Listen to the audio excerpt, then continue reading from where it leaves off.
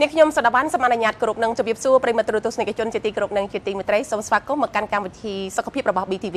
នៅក្នុងថ្ងៃនេះពីកម្មវិធីសុខភាពនឹងលើកយកប្រធានបទសំខាន់ពាក់ព័ន្ធទៅនឹងជំងឺសួតនិងសង្គ្រោះបន្ទាន់ហើយវាគ្មិនកិត្តិយសគឺជាវិជ្ជបណ្ឌិតដែលមានជំនាញឯកទេសផ្នែកប្រព័ន្ធដង្ហើមនិងសង្គ្រោះបន្ទាន់មកពីមន្ទីរពេទ្យ Clinical របស់ប្រទេសសិង្ហបុរីចង់ដឹងថាតើជំងឺមួយនេះមានបញ្ហាអ្វីខ្លះប៉ះពាល់ទៅដល់សុខភាពហើយជាពិសេសរបៀបនៃការប្រើប្រាស់នៅឧបករណ៍វិទ្យាសាស្ត្រសម្ភារៈទំនើបនិងបទពិសោធន៍ផ្ទាល់របស់លោកវិជ្ជបណ្ឌិតខេណិតច័ន្ទផ្ទាល់តែម្ដងដែលនឹងផ្ដល់កិច្ចសម្ភាសដល់ BTV ដូច្នេះកុំឲ្យខាត់ពេលយូរនេះខ្ញុំសូមអនុញ្ញាតចាប់ផ្ដើមនៅកិច្ចសម្ភាសហើយសូមបញ្ជាក់ថាលោកវិជ្ជបណ្ឌិតនឹងប្រើប្រាស់ជាភាសាអង់គ្លេសប៉ុន្តែយើងមានសម្លេងបកប្រែជាភាសាខ្មែរដើម្បីកាន់តែងាយស្រួលយល់នេះខ្ញុំសូមចាប់ផ្ដើមកិច្ចសម្ភាសទាំងស្រុងសូមគោរពនឹងជម្រាបសួរលោកវិជ្ជបណ្ឌិតចា៎ Thank you so much ដូច្នេះខ្ញុំសូមផ្ដើមសំណួរដំបូងគឺពាក់ព័ន្ធទៅនឹងបទពិសោធន៍របស់លោកវិជ្ជបណ្ឌិតផ្ទាល់ដែលបានជួបជាមួយនឹងអ្នកជំងឺធ្ងន់ធ្ងរហើយជាពិសេសគឺសូមឲ្យលោកវិជ្ជបណ្ឌិតបង្ហាញជាផុសតាងនៅករណីចាស់ស្ដែងលោកវិជ្ជបណ្ឌិតធ្លាប់បានព្យាបាលអ្នកជំងឺដែលមានករណីធ្ងន់ធ្ងរនិងការកំណត់រោគវិនិច្ឆ័យថាតើប្រើប្រាស់ឬក៏វិធីសាស្ត្រកំណត់រោគវិនិច្ឆ័យតាមរបៀបណាបើផ្អែកទៅលើក្រមសីលធម៌វិជ្ជាជីវៈរបស់លោកវិជ្ជបណ្ឌិតផ្ទាល់ Okay, thank you for that question. So maybe I will introduce my specialty first. So being អរគុណសម្រាប់សំណួរហើយជាកិច្ចដំបូងខ្ញុំបាទក៏សូមណែនាំអំពីជំនាញវិជ្ជាជីវៈដែលពាក់ព័ន្ធទៅនឹងជំនាញផ្នែក ICU ដែលហៅថាសង្គ្រោះបន្ទាន់ហ្នឹងជាទូទៅជំនាញផ្នែក ICU សង្គ្រោះបន្ទាន់ហ្នឹងវាគឺជាជំនាញមួយដែលតម្រូវឲ្យវិជ្ជបណ្ឌិត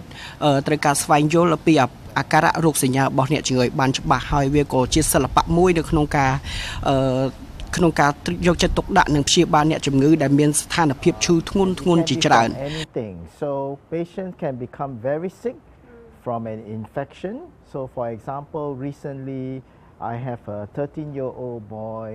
who just had a simple ជាក់ស្ដែងនៅជាឧទាហរណ៍នៅពេលថ្មីនេះខ្ញុំបានជួបករណីលើក្មេងប្រុសអាយុ13ឆ្នាំម្នាក់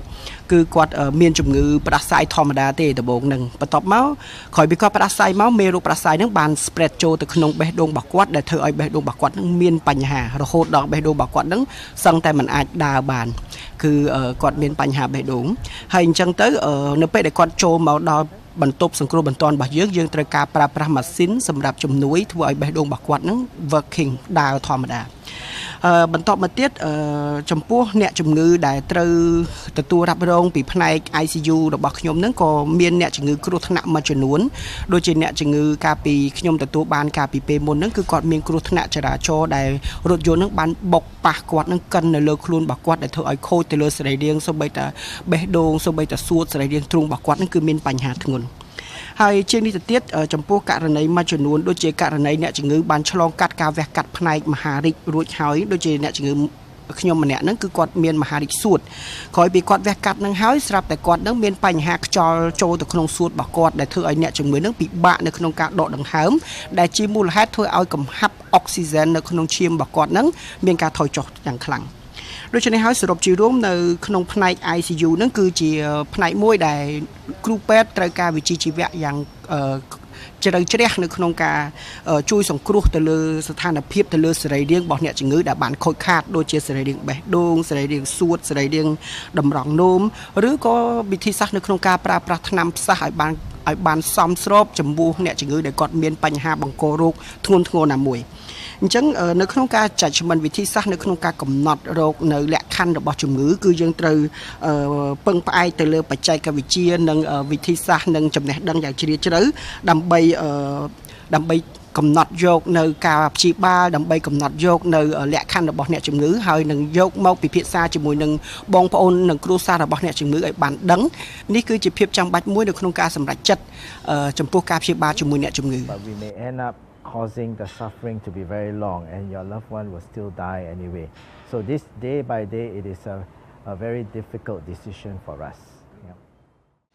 លោកវិជ្ជបណ្ឌិតបានបញ្ជាក់ហើយអំពីការប្រើប្រាស់នៅជំនាញវិជ្ជាជីវៈដែលផ្ដោតសំខាន់ទៅលើបទពិសោធន៍នៃអ្នកជំងឺធ្ងន់ហើយផ្សេងគ្នាហើយករណីខ្លះសឹងតែមនុស្សស្មានដល់ទៅទៀតតែនេះខ្ញុំសូមឲ្យលោកវិជ្ជបណ្ឌិតបញ្ជាក់បន្ថែមដោយសារតែអ្នកជំងឺធ្ងន់នេះគឺមានប្រភេទខុសគ្នាទាំងអស់តើការប្រើប្រាស់នៅឧបករណ៍វិទ្យាសាស្ត្រទំនើបចុងក្រោយនៅក្នុងសម្ភារៈ ពេទ្យតែម្ដងតើលោកបញ្ជាក់បណ្ឌិតប្រើប្រាស់របៀបណាដើម្បីផ្ដល់នៅសុវត្ថិភាពនិងសង្គ្រោះទៅដល់អ្នកជំងឺឲ្យបានទាន់ពេលវេលានោះ So thank you for the question. So like I mentioned earlier, most of patients in the ICU are so sick they need បាទចំពោះសំណួរទី2ដោយតែខ្ញុំបានបញ្ជាក់ខាងលើអញ្ចឹងជាទូទៅអ្នកជំងឺដែលត្រូវសម្រាកនៅក្នុងបន្ទប់សង្គ្រោះបន្ទាន់ហ្នឹងគឺសុទ្ធតែជាប្រភេទអ្នកជំងឺដែលគាត់មានស្ថានភាពឈឺធ្ងន់រួចទៅហើយដូច្នេះប្រភេទជំងឺនេះគឺយើងត្រូវការម៉ាស៊ីនដើម្បី support ដើម្បីគ្រប់គ្រងទៅលើសរីរាង្គដែលបានខូចទៅលើអ្នកជំងឺជាក់ស្ដែងដូចជាពពួកម៉ាស៊ីន mechanical ventilator ហ្នឹងគឺជាប្រភេទម៉ាស៊ីនជំនួយទៅលើផ្លូវដង្ហើមនៅពេលដែលអ្នកជំងឺគាត់មានបញ្ហាផ្លូវដង្ហើមជាទូទៅអ្នកជំងឺគឺមិនមានអុកស៊ីហ្សែនគ្រប់គ្រាន់ទេអញ្ចឹងម៉ាស៊ីនហ្នឹងគឺអាចបញ្ចូលអុកស៊ីហ្សែនទៅក្នុងសួតរបស់អ្នកជំងឺធ្វើឲ្យអ្នកជំងឺហ្នឹងអាចមានសមត្ថភាពនៅក្នុងការដកដង្ហើមមកវិញបានហើយចំពោះនៅក្នុងនឹងផងដែរយើងក៏មានម៉ាស៊ីនសម្រាប់ធ្វើលាងឈាមគេហៅ dialysis machine គឺជាគឺម៉ាស៊ីនលាងឈាមហ្នឹងប្រៀបបានដូចជាតម្រង់នោមសម្បនិមិត្តរបស់យើងអញ្ចឹងគឺមានតួនាទីនៅក្នុងការសម្អាតនៅកាកសំណល់និងសារជាតិពុលផ្សេងនិយាយរួមទៅការដំណើរការរបស់តម្រង់នោមសម្បនិមិត្តហ្នឹងគឺធ្វើការដូចតម្រង់នោមធម្មជាតិរបស់យើងអញ្ចឹងដែលអាចអនុញ្ញាតឲ្យអ្នកជំងឺហ្នឹងលាងជម្រះនៅសារជាតិពុលដែលមាននៅក្នុងឈាមចេញក្រៅខ្លួនហើយដូចជាក្នុងករណីក្មេងប្រុសដែលគាត់មានបញ្ហាផ្ដាសាយហើយបន្តទៅឲ្យប៉ះពាល់ដល់ស្ថានភាពបេះដូងរបស់គាត់អញ្ចឹងនៅក្នុងស្ថានភាពហ្នឹងយើងមានម៉ាស៊ីនមួយយ៉ាងដែលយើងហៅថា extra corporeal membrane oxygen គឺជាម៉ាស៊ីនសម្រាប់បញ្ចូលអុកស៊ីហ្សែនទៅឲ្យទៅក្នុងចរន្តឈាមអ្នកជំងឺហើយបេះដូងអាចធ្វើការច្របាច់ឈាមធម្មតាអញ្ចឹងនៅពេលណាដែលបេះដូងមានសមត្ថភាពនៅក្នុងការច្របាច់ឈាមត្រឡប់មកដូចប្រក្រតីមានន័យថាអ្នកជំងឺហ្នឹងគឺគាត់អាចទទួលបានឈាមទៅចិញ្ចឹមសរីរាង្គផ្សេងដូចជាខួរក្បាលតម្រង់នោមរបស់គាត់ដូចតែអ្នកជំងឺនឹងអត់ទាន់មានបញ្ហាអញ្ចឹងដូច្នេះហើយដំណាក់កាលនេះគឺយើងត្រូវការរងចាំឲ្យបេះដូងរបស់អ្នកជំងឺនឹងត្រឡប់មកជាសះស្បើយលែងរលាកដើម្បីឲ្យអ្នកជំងឺនឹងគាត់ទទួលបានលទ្ធផលនៃការព្យាបាលមួយគាត់ប្រសើរហើយនៅក្នុងនឹងផងដែរមិនមែនមានតែម៉ាស៊ីនតែមួយមុខធម្មតាម៉ាស៊ីននៅមន្ទីរពេទ្យណានៅប្រទេសណាក៏អាចទិញម៉ាស៊ីនយកមកប្រើប្រាស់បានដែរប៉ុន្តែអ្វីដែលសំខាន់នោះគឺយើងត្រូវរួមបញ្ចូលជាមួយនឹងក្រុមអ្នកបច្ចេកទេសដែលមានជំនាញនឹងការបណ្ដុះបណ្ដាលហ្នឹងយ៉ាងមុតមាំផងដែរជាក់ស្ដែងដូចជាខ្ញុំជាគ្រូពេទ្យជាវិជ្ជបណ្ឌិតមួយដែលមានជំនាញឯកទេសផ្នែកសង្គ្រោះបន្ទាន់អញ្ចឹងគឺខ្ញុំត្រូវបានវឹកហាត់និងបណ្ដុះបណ្ដាលបានយ៉ាងខ្ពស់ទៅលើវិជ្ជាជីវៈនិងជំនាញឯកទេសនេះហើយជាសំណាងដែលនៅក្នុងប្រទេសសិង្ហបុរីយើងជា system តែម្ដងគឺយើងមានប្រព័ន្ធគិលានុបដ្ឋាយិកាដែលទទួលបានការអប់រំនិងការវឹកហាត់បានយ៉ាងមានជំនាញខ្ពស់ផងដែរដូច្នេះចំពោះនៅប្រទេសសិង្ហបុរីចំពោះអ្នកជំងឺដែលចូលសម្រាកនៅក្នុងមន្ទីរនៅក្នុងការសង្គ្រោះបន្ទាន់នេះគឺការយកចិត្តទុកដាក់ពីគិលានុបដ្ឋាយិកាគឺគិលានុបដ្ឋាយិកាម្នាក់ត្រូវមើលថែអ្នកជំងឺម្នាក់ដូច្នេះមានន័យថាអ្នកជំងឺគឺទទួលបានការមើលថែយ៉ាងដិតដល់ពីប្រព័ន្ធសុខាភិបាលនៃប្រទេសសិង្ហបុរីដូច្នេះហើយជាងនេះទៅទៀតនៅក្នុងជាងនេះទៅទៀតនៅផ្នែក ICU នៅក្នុងផ្នែកសង្គ្រោះបន្ទាន់នេះយើងក៏មានបច្ចេកវិទ្យានៃម៉ាស៊ីនជាច្រើនដូចជា ultrasound ម៉ាស៊ីន echo ឬក៏ម៉ាស៊ីន X-ray ឬក៏ procedure ផ្សេងដែលនៅក្នុង ICU នេះត្រូវបានបំពាក់ដោយអ្នកជំងឺបើក្នុងករណីអ្នកជំងឺត្រូវការធ្វើ procedure ទាំងអស់នេះអ្នកជំងឺមិនចាំបាច់ផ្លាស់ទីទៅផ្នែកណាផ្សេងទេគឺយើងអាចធ្វើនៅក្នុងនឹងតែម្ដងដូច្នេះហើយរាល់ការរៀបរាប់ទាំងអស់ទាំងបច្ចេកវិទ្យាទាំងប្រភេទម៉ាស៊ីនទំនើបនិងការបណ្ដុះបណ្ដាលដ៏មានវិជ្ជាជីវៈរវាងបណ្ដុំគ្រូពេទ្យនិងអ្នកឯកទេសទាំងអស់នេះហើយគឺជាចំណុចដ៏ល្អដែលអាចឲ្យអ្នកជំងឺនឹងមានភាពប្រសើរនៅក្នុងស្ថានភាពជំងឺរបស់ពួកគាត់ for the benefit of the patient and helps to improve their chance of living or survival សូមបន្ថែមពាក់ព័ន្ធជាមួយនឹងការផ្ដល់សេវាព្យាបាលដោយសារតែលោកវេជ្ជបណ្ឌិតឬក៏វេជ្ជបណ្ឌិតនៅក្នុងមន្ទីរពេទ្យផ្ទាល់ហ្នឹងគឺថាផ្ដល់ការព្យាបាលអ្នកជំងឺធ្ងន់ហ្នឹងគឺមកពីប្រទេសផ្សេងគ្នាអាចថានៅក្នុងតំបន់អាស៊ានឬក៏មកពីជុំវិញពិភពលោកជាដើមចង់ដឹងអំពីកិច្ចសហប្រតិបត្តិការរវាងលោកវេជ្ជបណ្ឌិតឬក៏ក្រុមគ្រូពេទ្យនៅទីនោះ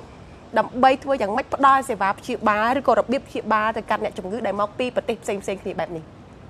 Okay, so thank you. So yes, we have many enquiries from patients from. បាទអរគុណសម្រាប់សំណួរ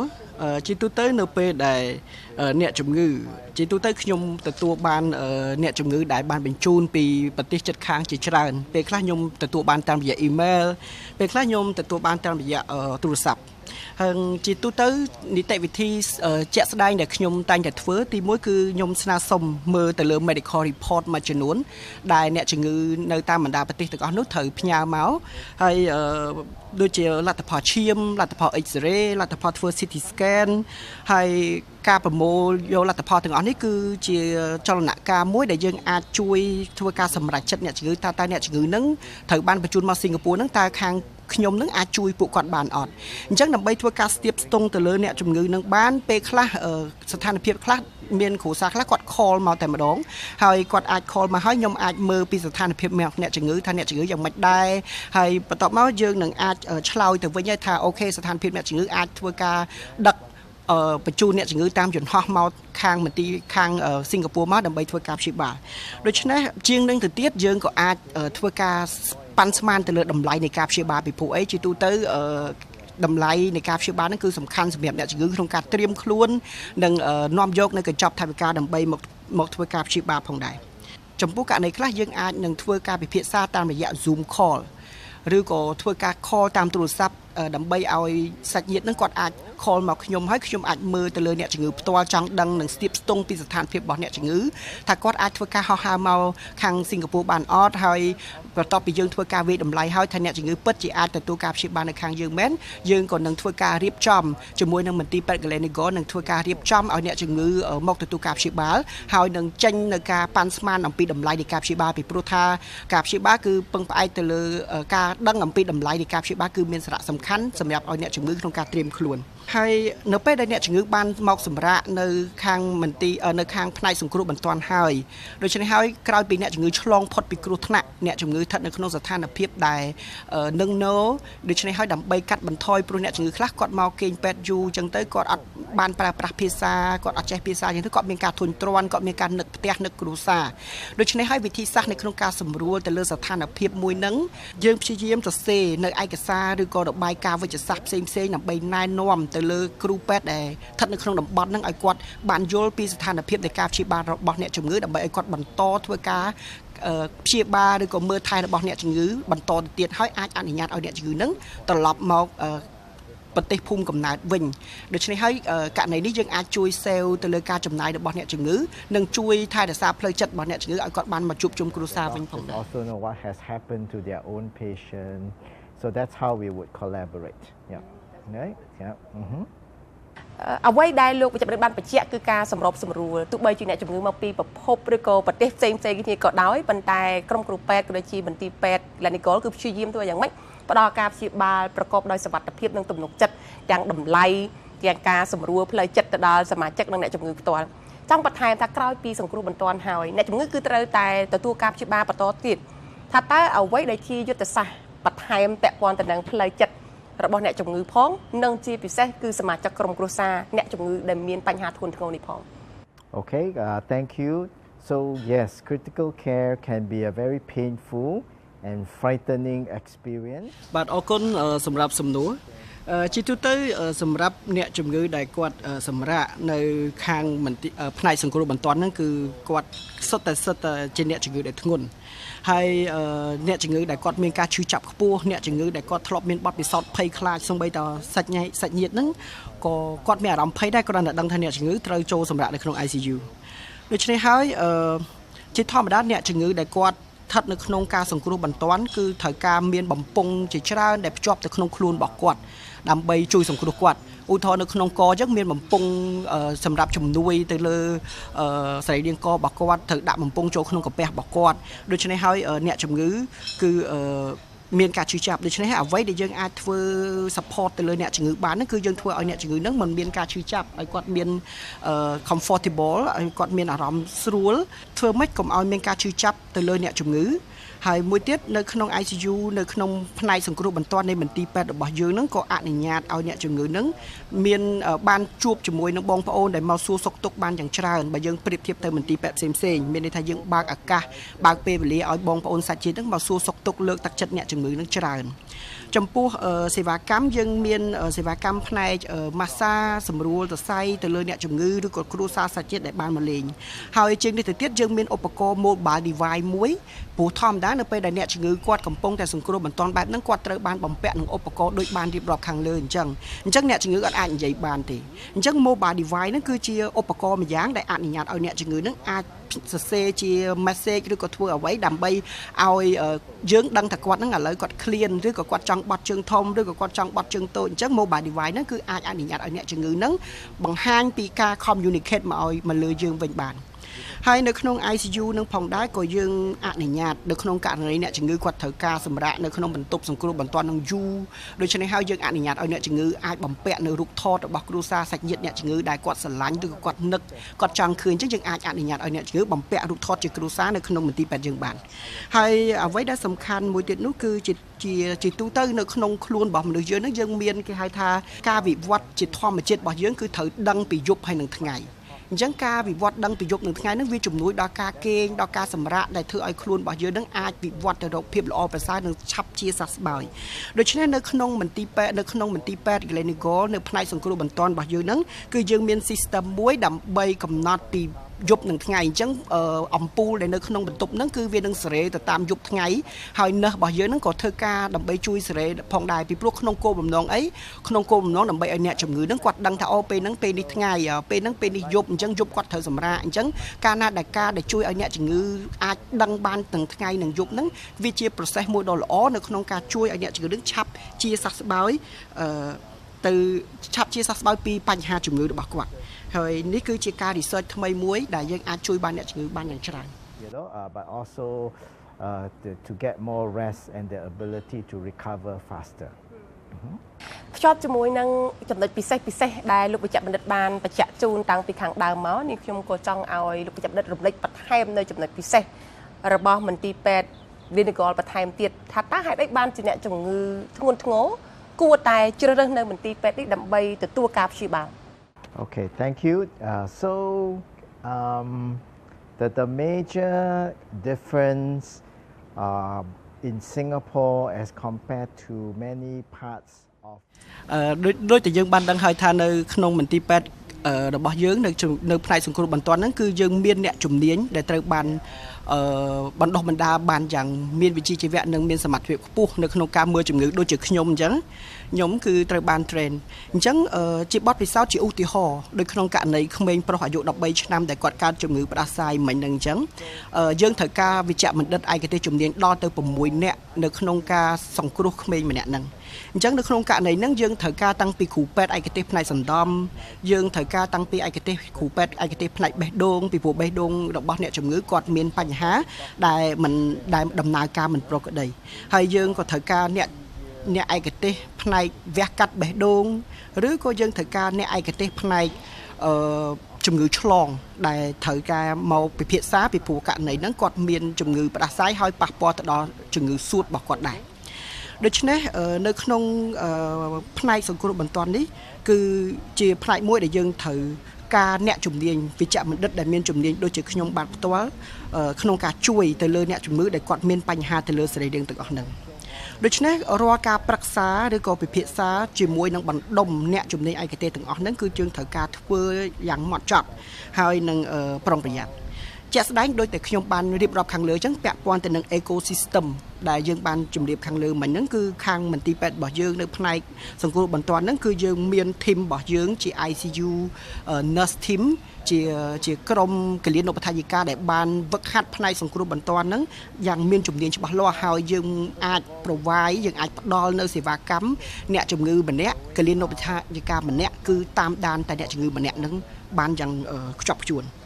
ហើយបើសិនជាយើងក៏លេចទៅមើលការធ្វើការរបស់យើងវិញជារៀងរាល់ព្រឹកគឺយើងតែងតែមានក្រុមដើម្បីតាមដានស្ទាបស្ទង់ទៅលើអ្នកជំងឺជារៀងរាល់ព្រឹកអញ្ចឹងក្នុងនោះផងដែរក៏មានក្រុមរបស់ផ្នែកឱសថសាស្ត្រ pharmacy គាត់ត្រូវដើរតាមការ ស្ទាបស្ទង់របស់អ្នកជំងឺនឹងដែល pharmacy ដែលខាងឱសថសាស្ត្រនឹងគាត់មានឱកាសនៅក្នុងការចេញជាបតិយោបល់ថាតើអ្នកជំងឺប្រភេទហ្នឹងត្រូវប្រើថ្នាំយ៉ាងម៉េច dose កម្រិតនៃការប្រើប្រាស់ថ្នាំហ្នឹងយើងត្រូវប្រើយ៉ាងម៉េចហើយចំពោះអ្នកជំងឺដែលគាត់មានបញ្ហាតម្រង់នោមខ្សោយមានបញ្ហាថ្លើមខ្សោយហ្នឹងតើថ្នាំហ្នឹងត្រូវបញ្ចេញបញ្ចូលយ៉ាងម៉េចហ្នឹងគឺជាធីមរបស់ក្រុមរបស់យើងហើយជាងហ្នឹងទៅទៀតយើងមានផ្នែកនៃម៉ាស៊ីន dialysis មានម៉ាស៊ីនលាងឈាមដែលម៉ាស៊ីនលាងឈាមយើងហ្នឹងមានលក្ខណៈពិសេសខុសពីម៉ាស៊ីនលាងឈាមធម្មតាពីព្រោះអីដែលវាមានលក្ខណៈពិសេសដោយសារតែម៉ាស៊ីនលាងឈាមជាទូទៅវាជាម៉ាស៊ីនដែលមានសមត្ថភាពនៅក្នុងការច្រោះសារជាតិពុលចេញពីក្នុងឈាមប៉ុន្តែម៉ាស៊ីនលាងឈាមរបស់យើងហ្នឹងមិនមែនត្រឹមតែប៉ុណ្្នឹងទេវាអាចនៅក្នុងករណីឧទាហរណ៍ថាអ្នកជំងឺខ្លះគាត់ពុលដោយសារថ្នាំអញ្ចឹងសារជាតិពុលដែលបង្កើតចេញពីថ្នាំហ្នឹងក៏ម៉ាស៊ីនហ្នឹងអាចញែកចេញបានដែរដែលខុសពីម៉ាស៊ីនលាងឈាមធម្មតាហើយនៅក្នុងករណីខ្លះអ្នកជំងឺគាត់មាន infection very bad condition អ្នកជំងឺខ្លះគាត់មានការបង្ករោគនៅក្នុងស្ថានភាពមួយធ្ងន់ធ្ងរដែលធ្វើឲ្យបញ្ចេញនូវអរម៉ូនមួយចំនួនចេញពីមេរោគអញ្ចឹងម៉ាស៊ីនហ្នឹងក៏អាចជួយ remove អាអរម៉ូនមិនល្អដែលបង្កចេញពីមេរោគក្នុងអំឡុងពេលដែលគាត់មានការបង្ករោគហ្នឹងចេញពីក្នុងខ្លួនរបស់អ្នកជំងឺផងដែរដូច្នេះរាល់យុទ្ធសាស្ត្រនិងបច្ចេកទេសបូករួមជាមួយនឹង ecosystem ដែលមាននៅក្នុងមន្ទីរពេទ្យ clinical នៅក្នុងផ្នែកសង្គ្រោះបន្ទាន់នេះទាំងអស់គឺជាចលនាករមួយយ៉ាងសំខាន់ដែលអាចជួយលើកកម្ពស់សុខុមាលភាពរបស់អ្នកជំងឺដែលគាត់មានស្ថានភាពធ្ងន់ធ្ងរឲ្យមានស្ថានភាពល្អប្រសើរបានយ៉ាងពិតប្រាកដ Higher in Gleneagles Hospital when these facilities and resources are available. លោកវេជ្ជបណ្ឌិតបានលើកឡើងច្រើនមែនទែននៅចំណុចពិសេសនៃមន្ទីរពេទ្យ Gleneagles ជាពិសេសគឺបូករួមជាមួយនឹងក្រុមការងារអ្នកជំនាញឯកទេសដែលមានបទពិសោធន៍ហើយធ្លាប់បានផ្ដល់នៃការសង្គ្រោះទៅដល់អ្នកជំងឺធ្ងន់ធ្ងរដែលសឹងតែយើងអាចស្ដាប់បានថាសឹងតែមិនអាចជួយសង្គ្រោះបានប៉ុន្តែក្រុមគ្រូពេទ្យនៃ Gleneagles នេះគឺថាអាចផ្ដល់សេវាជាឧទាហរណ៍ជាក់ស្ដែងតែម្ដងនៅក្នុងកិច្ចសម្ភាសន៍របស់យើងក៏គៀកដល់ទីបញ្ចប់ហើយដូច្នេះជាចុងក្រោយសូមឲ្យលោកវិជ្ជបណ្ឌិតផ្ដល់ជាសារឬក៏មានការបន្ថែមនៅទស្សនៈអ្វីបន្ថែមទៀតជូនទៅដល់ទស្សនិកជនដែលកំពុងតាមដានទស្សនាបាទចំពោះសារចុងក្រោយដែលខ្ញុំចង់ជម្រាបជូនទៅដល់បងប្អូនប្រជាពលរដ្ឋខ្មែរយើងទាំងអស់ប្រសិនបើបងប្អូនមានគ្រួសារសាច់ញាតិដែលមានបញ្ហាជំងឺធ្ងន់ធ្ងរមានបញ្ហាជំងឺកាំងបេះដូងមានបញ្ហាគ្រោះថ្នាក់ណាមួយធ្ងន់ធ្ងរឬក៏ក្រោយពីវះកាត់នៅជំងឺធ្ងន់ធ្ងរណាមួយហើយត្រូវការថែទាំពីអ្នកជំនាញដ៏មានបទពិសោធន៍នៅក្នុងបន្ទប់សង្គ្រោះបន្ទាន់សូមកុំស្ទាក់ស្ទើរតាក់ទងមកពួកយើងដើម្បីទទួលយកនៅសេវាកម្មនៃការព្យាបាលដ៏មានប្រសិទ្ធភាពThank you so much Dr. Kenneth Chan សូមអរគុណដល់លោកវិជ្ជបណ្ឌិត Kenneth Chan ដែលមកពីមន្ទីរពេទ្យ Gleneagles ដែលបានចែករំលែកទាំងសញ្ញាណទូទៅទាំងបទពិសោធន៍ជាក់ស្ដែងដែលលោកវិជ្ជបណ្ឌិតនិងក្រុមគ្រូពេទ្យនៃមន្ទីរពេទ្យ Gleneagles បានផ្ដល់នូវការសង្គ្រោះព្យាបាលយ៉ាងយកចិត្តទុកដាក់ជាមួយនឹងគ្រូពេទ្យដែលមានជំនាញបទពិសោធន៍បូករួមជាមួយនឹងឧបករណ៍វិទ្យាសាស្ត្រទំនើបនៃមន្ទីរពេទ្យ Gleneagles របស់ប្រទេសសិង្ហបុរីដូច្នេះហើយអ្វីដែលសំខាន់ប្រសិនបើទស្សនិកជនមានស្ថានភាពជំងឺធ្ងន់ធ្ងរត្រូវការសង្គ្រោះបន្ទាន់អាចសម្រេចចិត្តចុងក្រោយនៅក្នុងការជ្រើសរើសនៃសេវាកម្មក្រុមគ្រូពេទ្យនិងមន្ទីរពេទ្យដែលមានគុណភាពខ្ពស់ពីមន្ទីរពេទ្យ Gleneagles របស់ប្រទេសសិង្ហបុរីពីលោកវិជ្ជបណ្ឌិត Kenneth Chan ដែលមានឯកទេសជំនាញផ្នែកសង្គ្រោះបន្ទាន់និងប្រព័ន្ធផ្លូវដង្ហើមសូមអរគុណសម្រាប់ការតាមដានទស្សនានៅក្នុងកម្មវិធីកិច្ចសម្ភាសន៍សុខភាពរបស់ BTV នៅថ្ងៃនេះក្រៅនេះនាងខ្ញុំសដាវ៉ាន់រួមជាមួយនឹងវាគ្មិនកិត្តិយសលោកវិជ្ជបណ្ឌិត Kenneth Chan សូមអរគុណសូមគោរពលា